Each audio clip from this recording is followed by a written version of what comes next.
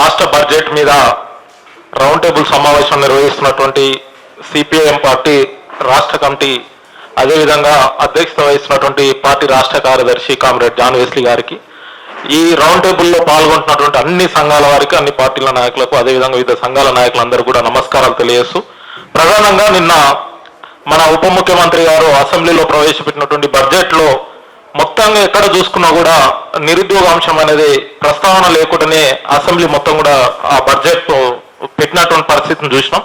దాంట్లో ఒక కేవలం ఉద్యోగ ఉపాధి అవకాశాలని 67,763 ఉద్యోగాలను భర్తీ చేసినామని చెప్పారు తప్ప ఎక్కడ కూడా ఇంకా ఎన్ని ఖాళీలు ఉన్నాయి, ఎప్పుడు భర్తీ చేస్తాం, ఆ భర్తీ చేస్తున్నటువంటి జాబులకి కావాల్సినటువంటి వేతనాలకు మేము ఎంత బడ్జెట్ని కేటాయిస్తాం అనేది ఎక్కడ పెట్టలేదు. అంటే అందులో బడ్జెట్లో ఉద్యోగాల అంశం లేదంటే, బడ్జెట్కు నిధులు లేవంటే ఇక ఉద్యోగాలు లేనట్టుగా ఈరోజు నిరుద్యోగులు ఆందోళన నెలకొన్నటువంటి పరిస్థితి ఉన్నది. తీవ్రమైనటువంటి అంశంగా ఈరోజు నిరుద్యోగ అంశం ఉన్నది.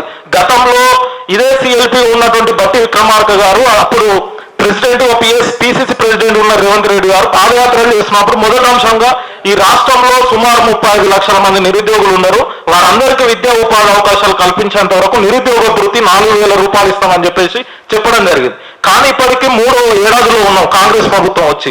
గత 2 ఏడాదుల నుంచి మోసం చేస్తా ఉన్నారు, భృతి ఇవ్వకుండా, నిరుద్యోగ భృతి ఇవ్వకుండా మోసం చేస్తున్నటువంటి పరిస్థితి ఉన్నది. అదేవిధంగా ఇప్పటికీ 28 నెలలు అవుతా ఉన్నది కాంగ్రెస్ ప్రభుత్వం అధికారంలోకి వచ్చి. ఇప్పటికీ ఒక నోటిఫికేషన్ ఇవ్వకపోను, ఉద్యోగాలను భర్తీ చేయకపోను, గత బీఆర్ఎస్ ఇచ్చినటువంటి నోటిఫికేషన్లకు నియామక పత్రాలు ఇచ్చి 67,000 ఇచ్చినామని చెప్పేసి గొప్పలు చెప్పుకుంటా ఉన్నారు. ఇది పూర్తిగా అవాస్తవం.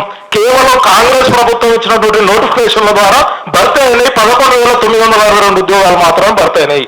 కానీ ఈరోజు 70,000 ఉద్యోగాలు ఇచ్చామని చెప్పేసి అసెంబ్లీలో పూర్తిగా అవాస్తవాలు చెప్తా ఉన్నారు. దీన్ని సరిదిద్దాలని చెప్పేసి డివైఎఫ్ఐగా ఈ వేదిక నుంచి డిమాండ్ చేస్తాను. అదేవిధంగా బడ్జెట్లో రాజీవ్ యువ వికాస్ పథకానికి 6,000 కోట్ల రూపాయలని మేము కేటాయిస్తా ఉన్నాం. ఈ కేటాయింపుల్లో ఎస్సీ, ఎస్టీ, బీసీ, మైనార్టీ స్వయం ఉపాధి రుణాలు ఇస్తామని చెప్పడం జరిగింది.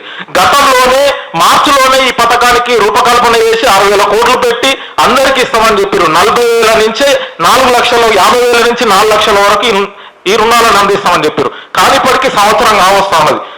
దానికి ఇప్పటికే రాష్ట్ర వ్యాప్తంగా 16,27,000 మంది దరఖాస్తులు చేసుకున్నారు ఈ పథకానికి సంబంధించి.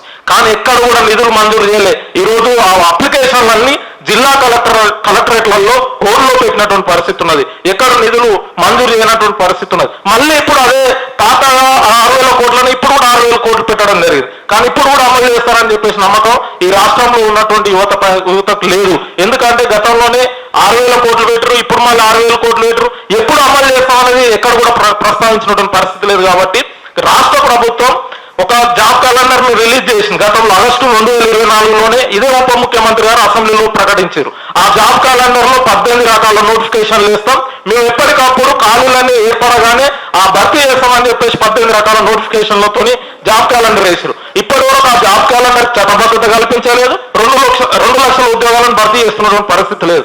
ఎక్కడ కూడా ఈ ఉద్యోగాల భర్తీ పైన మాట్లాడినటువంటి అసెంబ్లీలో రాష్ట్ర ప్రభుత్వం తక్షణమే అసెంబ్లీలో ఈ బడ్జెట్ ని సవరించి నిరుద్యోగ యువతకు ఉద్యోగాల భర్తీ పైన, అదేవిధంగా జాబ్ క్యాలెండర్ అమలు పైన, యూత్ డిక్లరేషన్ అమలు పైన ఈ బడ్జెట్ లో ప్రస్తావించాలని, ఇప్పుడు జరుగుతున్నటువంటి అసెంబ్లీలో ఒక రోజు పూర్తిగా చర్చించాలని చెప్పేసి ఆ విధంగా సిపిఎం పార్టీ కూడా మొదటి నుంచి నిరుద్యోగులకు యువతకు అండగుండి పోరాటాలు నిర్వహిస్తా ఉన్నది.